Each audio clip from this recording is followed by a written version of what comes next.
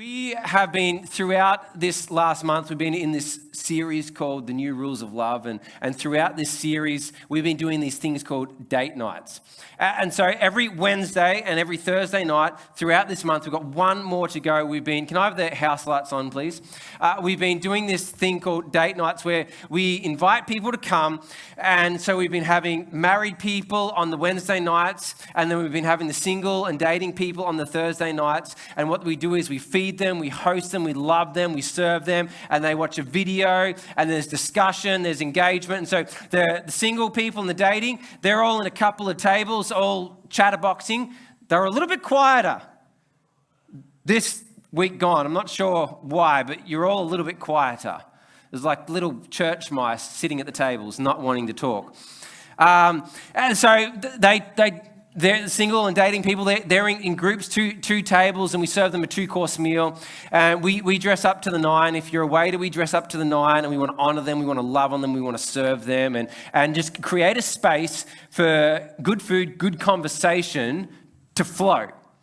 So they can talk, they can digest what's been said, they can engage in conversation amongst one another, that sort of thing. And then for the Wednesday nights with the married couples, what it looks like is that like everything here is packed down and it's set up with individual tables everywhere. And so it's two people together, husband and wife, they're sitting down and they're having a date. And the heart and the idea behind it is we wanted to set it up to have a date night experience. So people weren't coming to church, they were coming to a restaurant. Or they were coming to a place that didn't feel like they were coming to church or coming to a marriage conference or a marriage seminar or anything like that, but they were coming to an atmosphere that was more like a quality restaurant that would encourage conversation and dialogue, and I think we've achieved that. Adam, have we done that? Yeah. Adam, the restaurant owner, says that we've done that.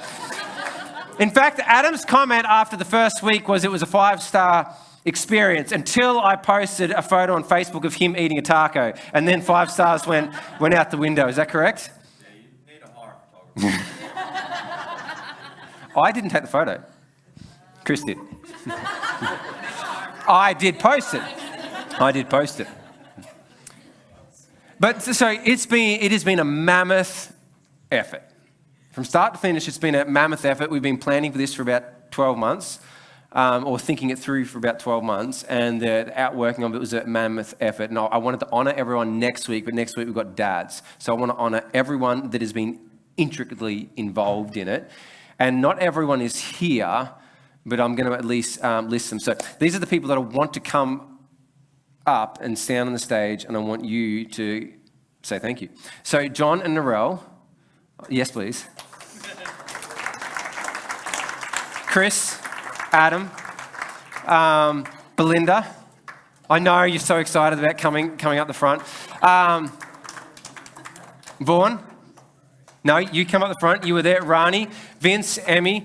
Who else? I am missing a couple of other people. Lauren, she's not here. Brant's not here. Rebecca is out the back, and Sage, Stacey. I think that is. Have I missed anyone? Really?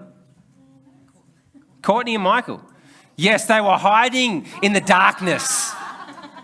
Come on the front, please. Come on the front, please.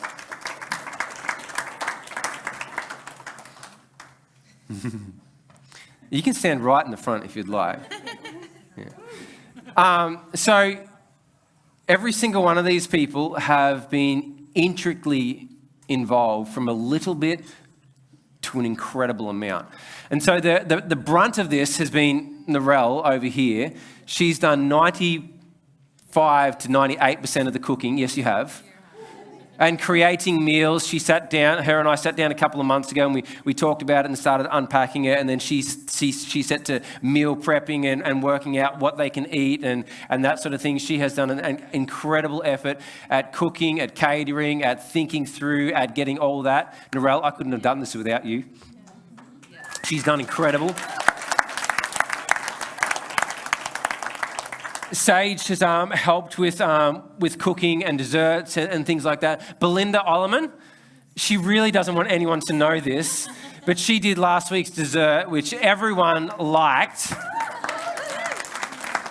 And Belinda has been there week in, week out for all the weeks. She can't unfortunately be here this week, but because Wayne's away. It's all Wayne's fault. She's done absolutely incredible. John Smythe, he's been there for every single time. In fact, the bow ties, if you've seen the Facebook photos, it was his idea. We all had to have photos, and then we've all been rotating the bow ties. And I think he's got plans for this week. Yeah, I'm a bit worried. Chris has been there for it all. Vince and Emmy, they've got to sit in on it and do it as well, but they've been busy jumping up from their seats and going and running the media and things like that. And I probably don't need to go into the different roles that everyone's done, but everyone on the stage has done, whether it's been one job for 1 week or been there for it all, they've done an incredibly big job. They've done an incredible job. So how about you give these guys a round of applause?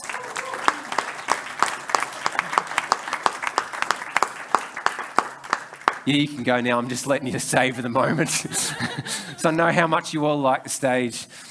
So it has been fun. It has been enjoyable.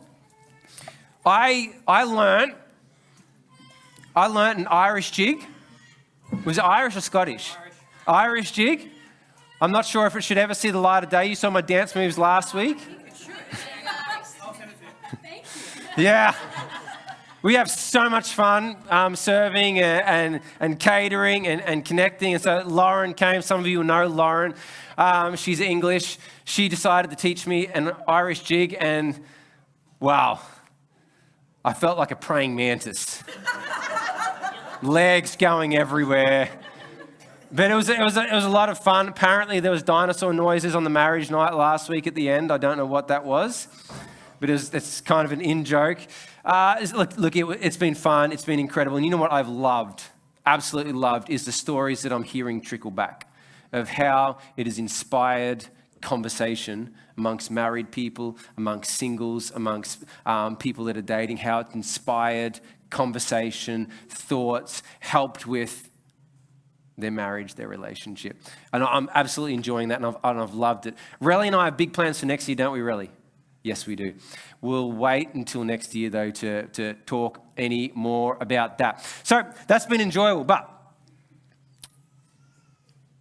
we'll leave that and move on, something like that. So for those of you that are married, and even maybe if you've been in a long-term relationship, there's a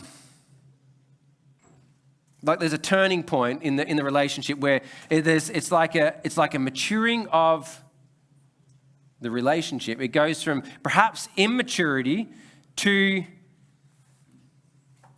maturity, and it's a rite of passage. Like every relationship has a rite of passage that they go through to say that we have grown up to some degree for a relationship, and the rite of passage normally.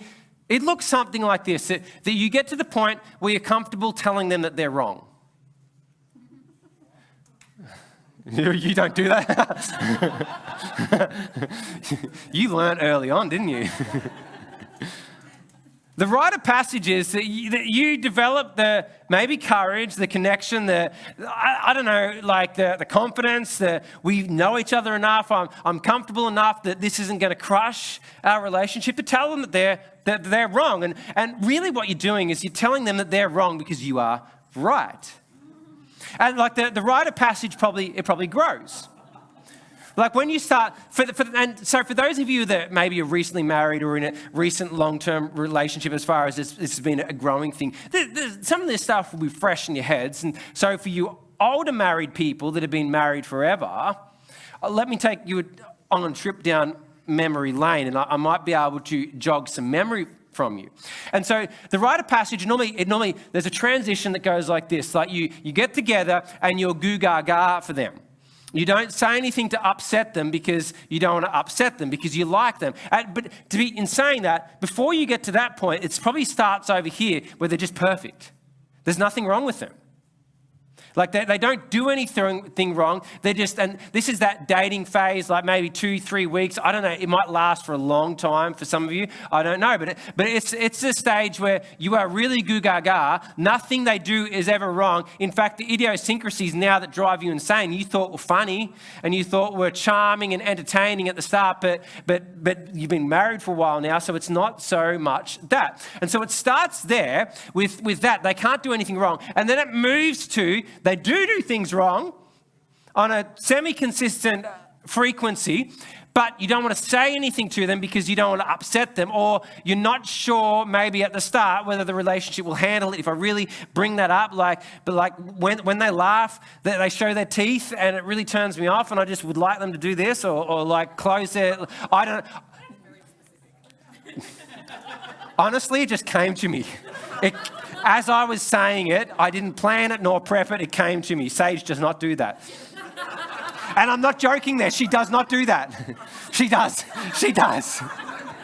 So, and so there's things that perhaps they do that irritate you, but you don't say it because you don't want to upset them. Okay? And then the honeymoon period, and so that's the honeymoon period that goes on, and you, over the period of time of the honeymoon period, that you gain a bit more confidence and you start talking about the little things that I don't like that you do. Not necessarily the big things. We leave the big things alone. We deal with the little things, but then you know when you have crossed the rite of passage. So single people, you'll know when the rite of passage has changed. And I'll give you a pictorial example of the discovery of I have gone through the rite of passage, we have now matured. And it normally looks like this. You've been married or in a long-term relationship, whatever it is, for a period of time, and you've been goo-gaga, you've been in honeymoon period, and then one day you wake up, but you've been awake all day, and it's evening, you've done the meal together, and you're standing in front of the dishwasher. And you are holding a plate and a cup. You've got a plate, they've got a cup. And you realize that you are in a dialogue about the wrong way and the right way to stack the dishwasher. This doesn't go there. It doesn't work. If you go to Wayne's place, Wayne's not wanting to look any direction. Wayne doesn't let anyone pack the dishwasher. Sorry, Wayne. Is that right? There's a right way of doing it, isn't there? Amen. And so we get to this point where we're standing in front of the dishwasher and you are having this debate about the right way and the wrong way to stack the dishwasher. Where the plates go, where the cups go, how they should be stacked, what order they should be put, where the knives go, where the forks go, how that should happen. And realistically, what's happening, I can see you, some of you smiling and nodding your head like, I remember this rite of passage. It happens weekly. And realistically, you realize at that point that our relationship has matured towards where I can actively tell this person that they are wrong in the most basic sense. And if they can't get this right, what else can't they get right that I need to educate them on? And realistically, I know it's never that extreme. It is never that extreme. Okay. It's a little bit, I know I'm being humorous, a little bit amusing, but realistically what we're saying at that point is if we pack the dishwasher, whatever example that you want to use in this way, that we will be happy. And we'll be happy because I will be happy. Because if we do it my way, which is the right way, everything will work well, the dishes will clean well, and so you'll end up being happy, my dear, because the dishes come out really clean because you've done it my way. And so if we do it my way, we will be happy. But inadvertently, what we're actually saying is that I want it to be done my way, because my way is right. And realistically, the rite of passage that we enter into the relationship is the confidence or the courage to tell them that my way is right, and we will be happy. We will be happy if we do it my way. So we've bought into this idea that marriage or relationships, be it even platonic friendships, dating, however it is about my fulfillment. My happiness, what I can get out of this. You'd all have probably that friend that is all about them. When you connect with them, it's all about them. If they ring you, it's about what they want. They never ask you what you want. They never ask you how you're going. They never help or ask, can I help you with your struggles, your different things? It's all about them.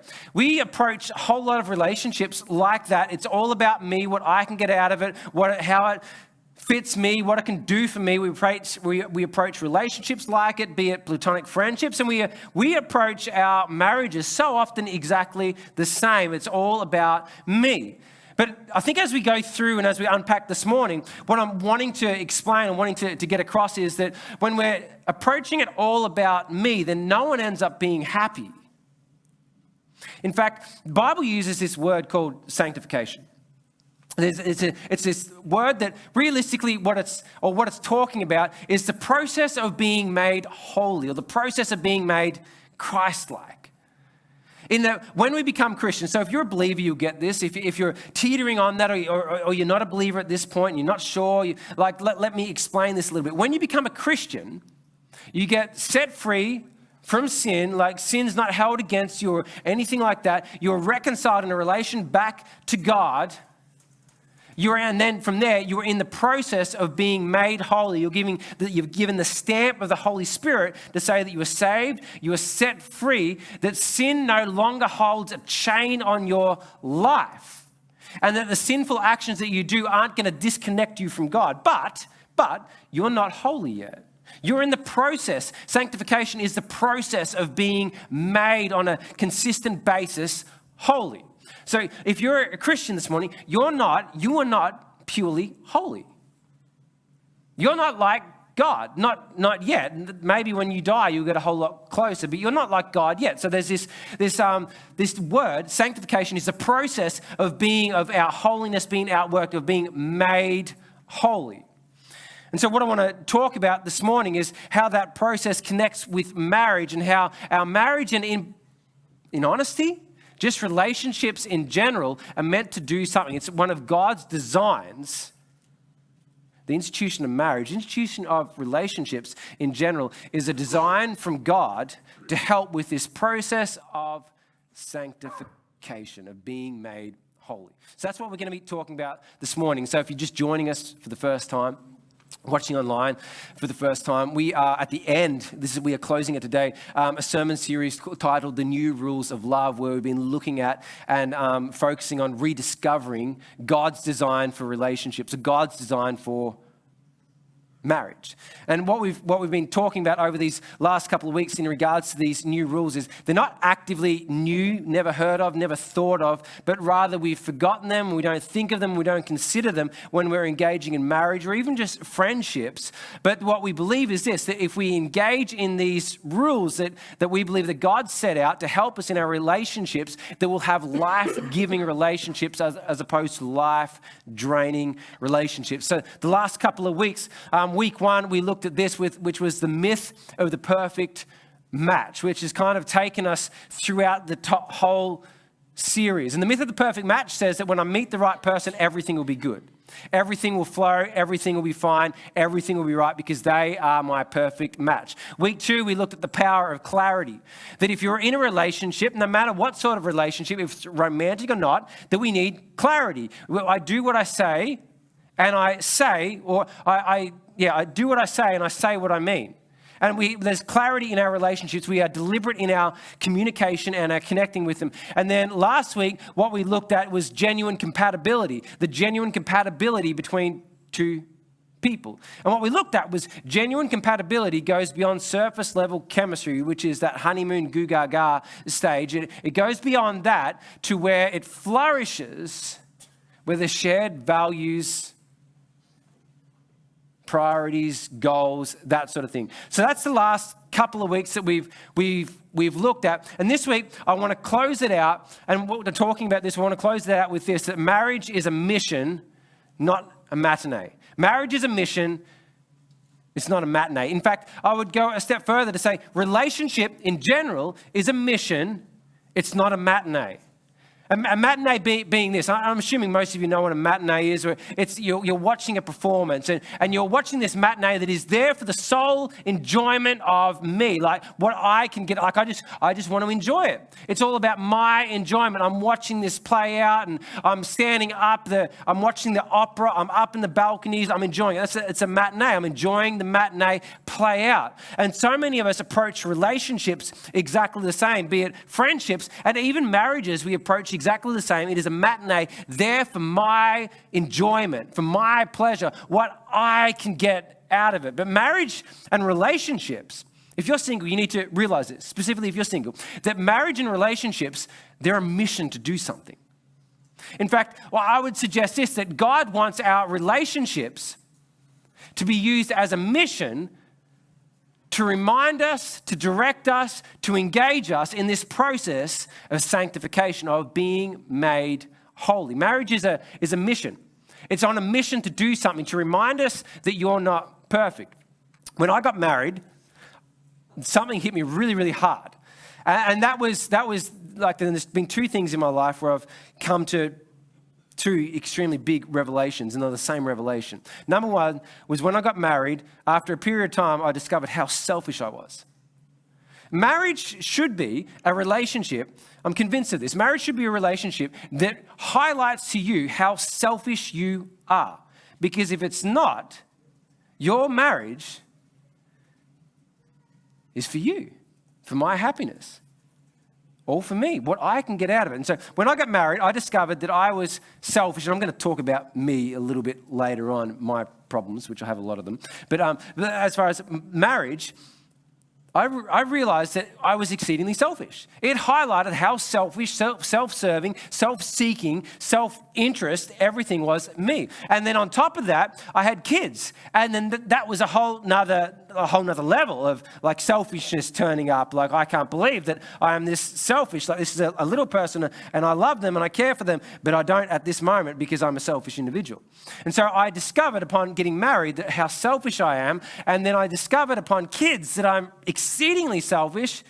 And I think that is part of God's design of what relationships are supposed to do for us, is to outwork something in us, because they're on a mission to outwork something in us. And that is this, that we have a character that needs working on. That God's wanting to continually work on us, engage in us, confront us, challenge us, change us, transform us. Marriage, children, relationships, they're a mission. They're not a matinee. But what we do, we approach relationships in general from this standpoint of what I want out of it, as opposed to what I need. Now you could term that what I need as far as, well, what I want is what I need, but what I'm meaning by it is this, that there's a whole lot of things that you want in life, that you think you need in life, but they're actually not really the things that you need. As far as there might be character flaws that you have that you need to address because it is an issue, it is a problem. You want this, but what you really need, perhaps, is a relationship where someone highlights to you the power of clarity, that you're kind of a jerk. When you are in a room with people, you're kind of a jerk. How you talk to people, it's not helpful and it's hurting, and I don't like how you talk to me. I don't like it. How you talk to them, I don't like it. It's not nice. It's not pleasant. You're kind of not a nice person sometimes. When you don't sleep enough, you're not a nice person, or whatever it is, that you need perhaps someone to highlight to you that this is what you actively need, that there's something amiss in your life that you need to confront. It's marriage. Marriage is a mission given by God, by design, a mission to confront us, to challenge us, to cause us, I believe, I'd suggest, to want to change. In fact, I think this is what we need to do, that we need to flip the script from happiness to holiness. When it comes to relationships, when it comes to marriage, we need to flip the script from marriage being about my happiness to marriage being about my holiness. Not that, look how good I am, but as far as marriage drawing up, bringing up, highlighting something in me that reveals, that suggests to me that there's something amiss, that I am not sanctified, but is in the process of making me holy. We need to flip the script from happiness to holiness, because for this reason, relationships aren't about constant happiness, but about becoming more like Christ. I think when we approach marriage like this, when we approach relationship like this, two people turning up in order to serve one another, not self-serving, but serve one another, outdo one another in serving perhaps, you end up with the happiest marriage that you'll ever have, that you'll ever see, that you'll ever read about. Why? Because both people are having their needs met by the other. That's what marriage, that's what relationships, even friendships should be doing, should be connecting, serving one another, meeting one another's needs. It's not about your own personal happiness, it's about theirs. And in fact, it's not about your own personal happiness, it's about theirs, and it's about you becoming more Christ-like. What would Christ do? What would Jesus do in your marriage, in your relationships? If Jesus was you, maybe that's a bad thought, but if Jesus was you in your friendships, what would he do? He would serve them. That's what marriage is supposed to be like. Paul shares this conversation, or this letter Paul has with the Galatian church. And in it, he's talking about a different subject, but a similar subject. And he says it like this. He says, I say this, let the Holy Spirit guide your lives, and then you won't be doing what your sinful nature craves. And really what he's saying is this, that there's what you want to do, and then there's what you perhaps don't realize, but you need to do. So he says, let the Holy Spirit guide your lives. This is what you need to do. This is what you should be doing. In your marriage, this is what you should be doing. In your relationships, this is what you should be doing. Being guided by something other than the sinful nature that gives out cravings. So he says to them that you need to let the Holy Spirit guide your lives. So what you need to do. But I realize this is what he's saying is, I realize this, that this is what you want to do. You want to be led by what the sinful nature craves. You want to do that because it feels good, it tastes good, it seems to be good. That's what we automatically want to do. And what he's trying to say is this. In the relation to marriage and relationships, that we need to flip the script from happiness to holiness. We need to flip the script and allow ourselves to be led rather than to be following cravings. We need to allow ourselves to be led by something other than, this is what he's talking about, be led by something other than our own cravings. Being led by cravings is never healthy, or helpful is realistically what he's saying. And he goes on and he says, when you follow the desires, that word desires, store it away in your mind. We're going to come back to it. When you follow the desires of your sinful nature, the results are very clear. They're sexual immorality, impurity, lustful pleasures, idolatry, sorcery, hostility, quarreling, jealousy, outbursts of anger, selfish ambition, dissension, division. This might sound like a play from some of your married books. Like, this is what your marriage looks like. It's full of quarreling, arguing, jealousy, division, selfish ambition, dissension, outbursts of anger, perhaps there's sexual immorality. I don't know. Maybe it's not in this room. Maybe it's online. But this is what some of our relationships look like. And if not ours, we know the relationships in our lives that this is what it looks like. And what he's saying is there's a difference between what you want versus what you actively need.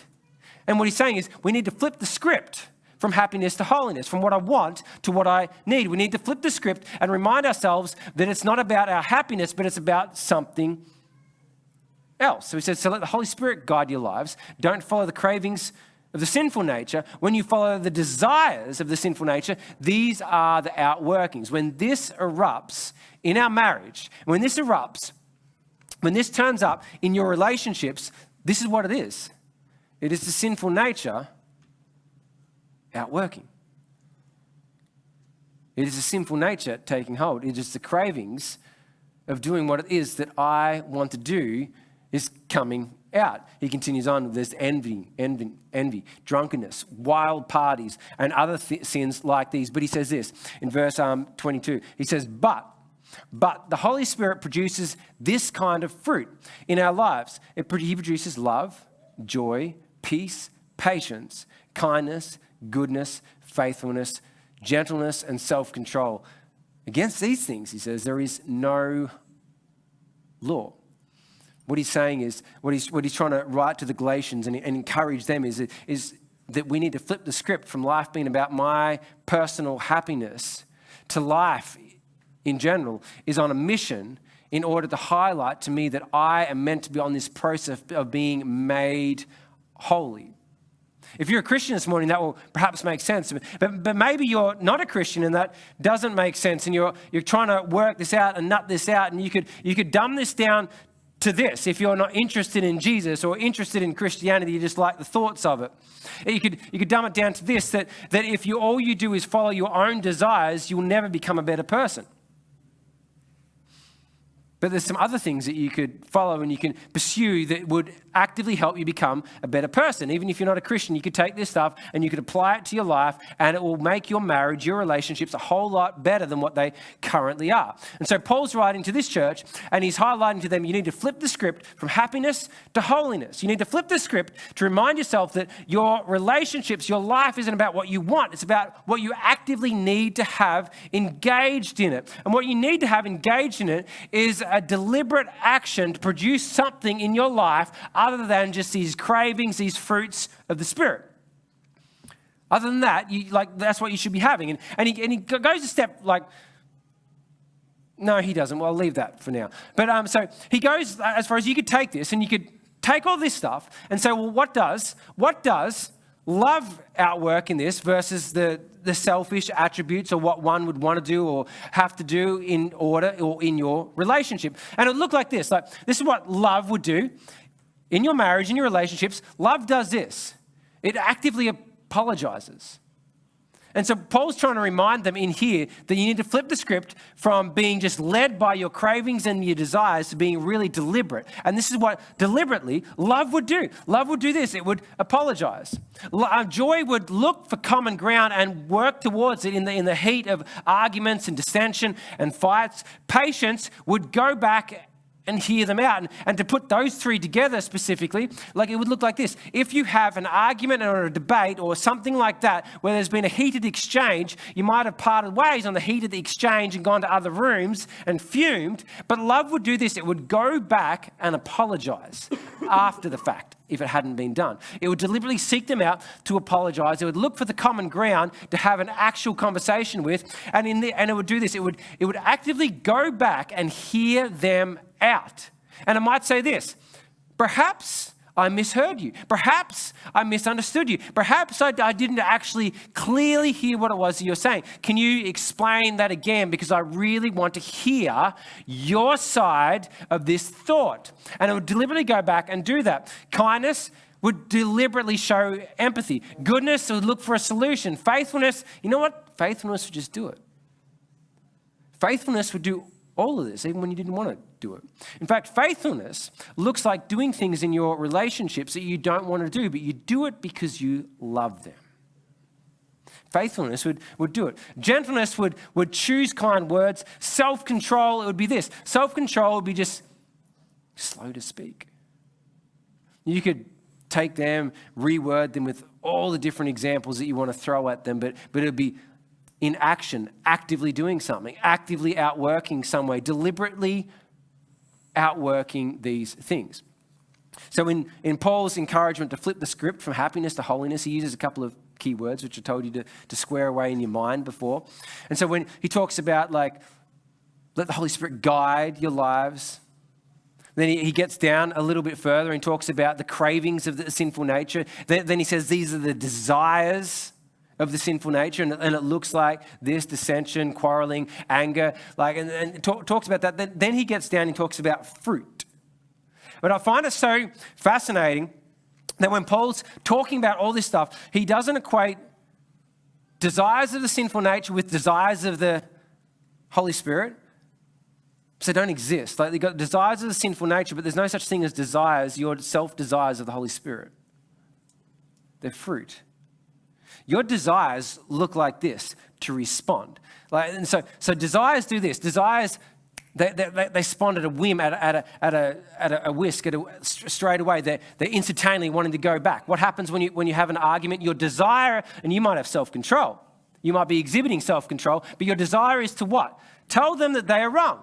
Your desire might be to scream at them. Your desire might be, I don't know what it is, what your desire is, but your desire is never the fruit of the Spirit. Your desire and your craving in that moment is always to respond in a way that is never helpful. Have you ever had just an instantaneous response where like someone said something to you, no matter what it is, you can think of whatever example, and you've just come back with a lashed out comeback, and you hadn't thought about it, and it actively helped? It never does. You ever been in an argument with a co-worker and they say something spiteful to you and you come back like that and you do this when you walk away? Because you got them good. You got them good. You said something good that put them in their place. But did it ever help the relationship? Did it ever actively help the relationship? In your marriage, any time that you've come back with something like that, has it ever actually helped? In 15 years of marriage, and I cannot think of one moment where I've had the off-the-cuff response, and some might have been, oh, they're good. Like, I cannot think of a single off-the-cuff response that has ever brought us closer together. In fact, I'm pretty sure that if I can quickly recollect all my off-the-cuff responses actually end with more arguments. Sage doesn't argue, I argue. Sage is perfect. I'm still in that goo gaga stage. She's never done anything wrong. I cannot ever remember a single argument where I've responded or a sly remark that's been given or anything like that where I've responded and sometimes I like my response and I really shouldn't like my response because that's my, yeah. And I've responded in that way. I can never remember when it's actually helped bring any form of healing nor restoration. All I can think of is how it ends in disaster because there's more discussion, more arguments. Why did you say that? I didn't know that you thought that way. Is that how you actually think? Well, and then you're trying to come back from a stupid thing that you've said. That's what happens. That's the sinful nature's cravings, desires. That's what they do. And so Paul terms them as this. There's desires and there's fruit. Desires lash out, come at you straight away. Whereas fruit is something that has to be planted, watered, grown, flowered fruit. It's a process. It's a process that doesn't just happen automatically. It's this process that goes on and on and on. The benefit of it is the more we practice it, the more better we get at self-control, at patience, at looking for what love would do. The better we get at it. But at the start, when you're not used to doing it, at the start, when your natural response is to react, at the start, when your natural response is to do whatever it is that comes up inside you to do, at the start, it's hard. But what Paul's trying to encourage them is, and what he's trying to encourage us is, that we need to flip the script from about being our happiness to holiness. When it's about our happiness, whatever I want to do, however I want to respond, that's going to make me happy at the time. So I'll lash out, I'll do that, I'll say that, I'll act like that, I'll do whatever that is that I want, because that is the desires of my flesh. And he's saying that isn't helpful. We need to flip the script from being about happiness to holiness, because relationships aren't about happiness, they're about us becoming more like Christ. And so the encouragement that he's giving to them is the same encouragement that he's giving to us. Pursue something else. Pursue something else rather than happiness. Pursue holiness. Pursue something else other than happiness. Pursue holiness, allowing what is coming up to be confronting in order that you can deal with it or allow Jesus to deal with it so that you can become more Christ-like or, at the very least, just a better human being. In fact, what Paul's talking about is this. He's encouraging them to allow themselves to be led. His big encouragement of what he's trying to get to them is this, that I want you to flip the script from happiness to holiness, and I want you to allow yourself to be led rather than do the leading, rather than the one leading the dance. I want you to allow yourself to be led. And what he's really talking about, to go a little bit deeper again, is he's doing this. He's saying, you need to do this in your life. Invite God in to work on you, or to invite God in to work on them. As far as make space, make time, make a moment to invite God in to minister to you, to speak to you, to confront you on what has happened on what has just come up, what has just reared its head. Allow God to come in, confront you, challenge you to do something about what has come up out of your life so this can outwork. So the process of sanctification, of being made holy, can come to the surface, and God can continue that work in your life that makes you more Christ-like. Marriage isn't a matinee. Marriage is a mission. Relationships are a mission in order to bring something out of us to highlight to us how much we need Jesus and for him to engage in our hearts and our lives and to do something in here. So here's the thought. If marriage exists beyond being merely a union and instead acts as a spotlight on our individual need for sanctification, then those challenging moments within our relationship become signposts. They become signposts directing us toward the areas where our personal growth is the most essential or to where our personal growth is most necessary. If relationships are more than just a union where two people just come together because it was a nice idea, it felt good at the time, it was a nice thing to do, kind of liked them, they kind of looked hot, he kind of looked like a hunk, and you just get to, if it's more than just a union, and it's actively two people doing life together, wanting to grow together, then those niggling frustrations in front of the dishwasher, those challenging times, those challenging moments should be this. They should be a signpost to say that you aren't perfect. In fact, they should be a signpost to say that you have something in your life that is amiss that needs to be worked on. So the process of sanctification can come out and God can continue to do a work on you. Here's my story. I want to end with this. My story is this. For those of you that know me, I'm a little bit placid now. I never used to be a placid person. I was a very angry person. So when Sage met me, I was extremely arrogant and obnoxious, self-righteous, self-serving, self-seeking. I was extremely, extremely selfish. And I was very aggressive, never physically. Very aggressive with my words and my tone and things like that. So if something upset me, even if it wasn't Sage, it was anything else, an animal, a driver in the car, somewhere else. Like, no matter what it was, if something upset me, I would lash out. I would lash out vocally and verbally, and I'd lash out at the people that were closest to me. And Sage was generally always the person, still is the person closest to me. And so I would naturally lash out. Why would I do that? Because it was a sinful nature, the cravings, the desires that were causing me to lash out because that made me feel good at the moment. And so that is how our marriage started. It was like a very selfless woman with a very selfish little boy.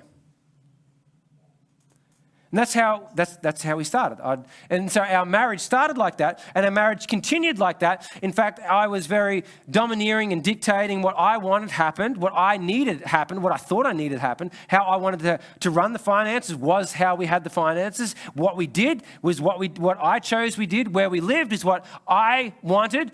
No interaction, no conversation, no. It was all about me, about my happiness, about what fulfilled me, about what did something for me. It was all about that. And Sage was extremely irritating. And you can chuckle, but she was irritating because she would never engage with me.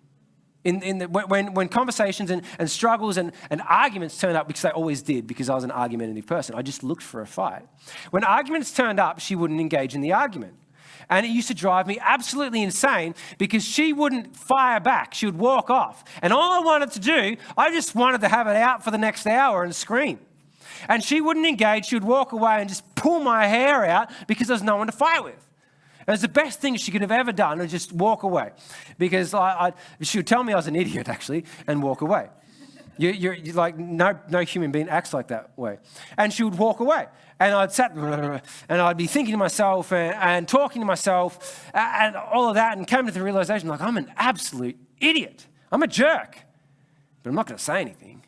No way I'm going to say anything. And then, like, I'd never apologize. Sometimes I think I'd come begging for forgiveness. And I remember talking to Sage years afterwards. And like, why didn't you do anything? Why didn't you say anything? She said, I knew I could never change you, but I knew God could. And so she'd pray for me. and pray for me and pray for me. And that was the start of change. But you know the big catalyst for change? I'm going to end it with this. I'm going to encourage you guys to honestly do it. The big catalyst for change was, I remember this season of time where I felt challenged by God to get up early every morning. Every single morning, and just spend time with him.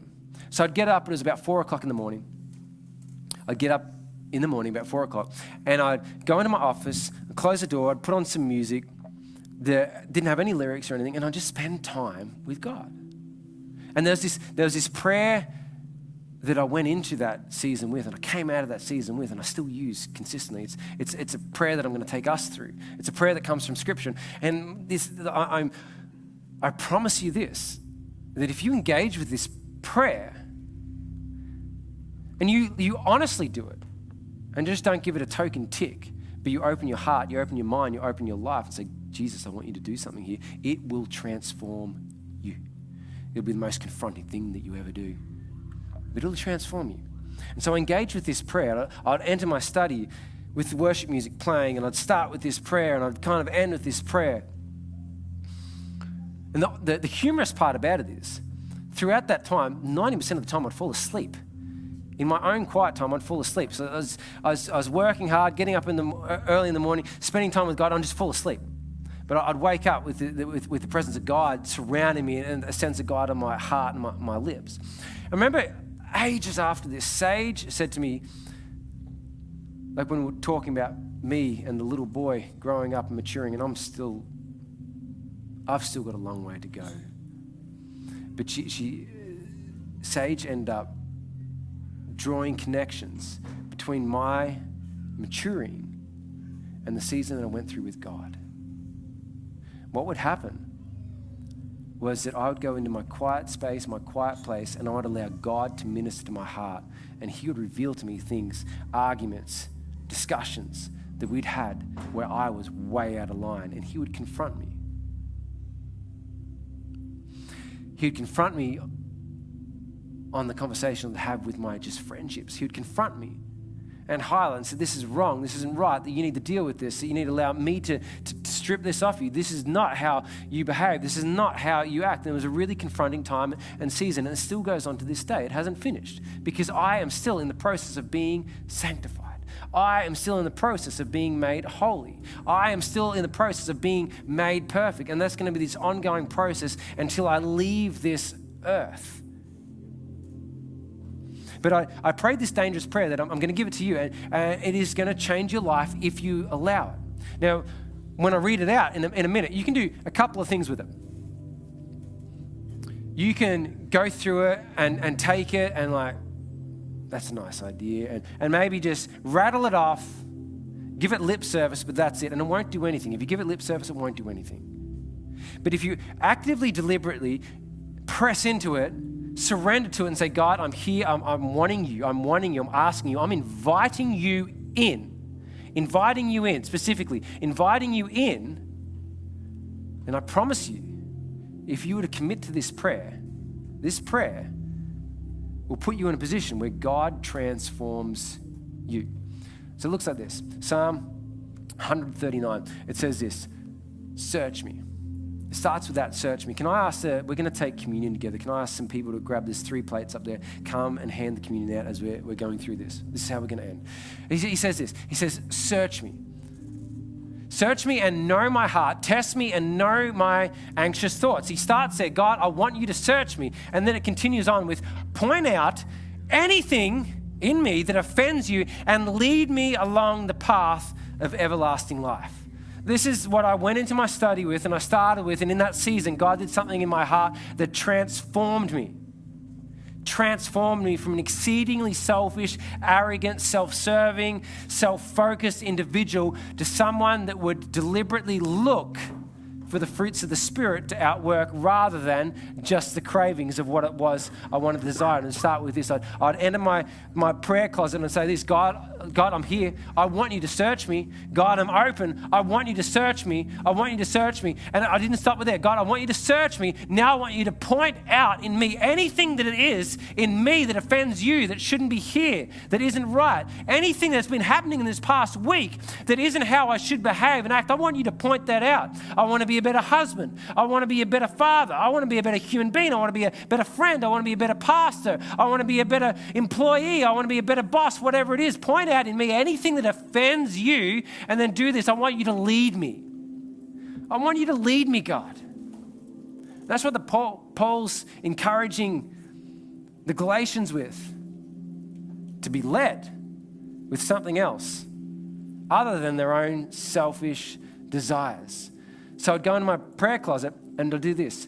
Point out anything, search me, point out, and then lead me. Search me, God, point out, lead me. So this is what I want to challenge us to do. Number one, I want us to do it this morning together. But we're about to embark on a whole new month. And my encouragement is that this becomes a prayer that we spend a month doing. This is a prayer that we spend a month doing. God, search me, point out, lead me. Every morning I get up, God, search me, point out, lead me. Perhaps if you're married, that you do it together. God, search me, point out, lead me. Perhaps you do it as you drive into work. God, search me, point out, lead me. And we are deliberate with how we do it. We don't just do it as a tick box, but we deliberately make space. God, search me, point out, lead me. God, what is it you're pointing out that I need to deal with, that I need to deal with? Marriage, relationships isn't a matinee, it's a mission. And those niggling moments, those difficult moments that turn up should be this. It should be a signpost that directs us to perhaps there's something amiss that I need to go into my prayer closet and say this, God, search me, point out, lead me. What's wrong? Lead me. Point out, I need to get rid of that. Point it out, I need to go back and apologize. Point out, I need to hear their side of the story. Point out, I need to show empathy. Point out, I need help. This is what I want to do. I want us to take this together. Communion is this. There's two things. This is encouragement that Jesus had to his disciples, that do this. When you do this in remembrance of me, of what I did on the cross. I died on the cross for your sins. I died on the cross so that you could be reconciled back to God, back in relationship. Search me, point out, lead me. This is Jesus' ultimate example of leading us back into relationship with Jesus. Communion is us communing and connecting, becoming one with the Father, but it goes a step further. Communion is us communing together, joining together as husband and wife with God at the center, communing together, joining together, communing together. That's what communion means. It's us joining together with God. And perhaps for you this morning, it's you joining together with God for the betterment of your marriage, for the betterment of your friendships, for the benefit of the person that you're dating, the person that you will eventually marry. But this is what I want you to do. I'm not going to tell you when to take it, nor how to take it. You know how to take it. But this is what I want you to pray as you take it. And an honest prayer. God, search me, point out, lead me. So let me pray. And then as you feel led, as you're ready, take and eat after you say this. God, search me, point out, lead me. If this is confronting, it should be. If stuff comes up, it should do. And it should do so that you can confront it and allow Jesus to do something in it. Father, I want to say thank you that you give the ultimate example of what a relationship is meant to look like.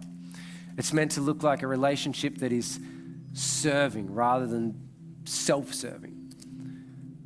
That's the example that you gave to us, that you came here to earth to serve us, to love us, to connect with us, to engage with us. And that is the exact example that we should be bringing into our marriages, into our dating, into our friendships. It's that example, God. Help us bring that example to the forefront of our friendships and of our marriages, God. Help that be the example that we lead with, God, that we allow you to lead us, God, that we allow you to encourage us and to champion us to be people that look to serve rather than to be served, Father. Look to give, to love rather than just to take, Father. And I want to pray that all of us, that you embolden us to do this prayer. God, search me, point out, and lead me. In Jesus' name. Take and eat.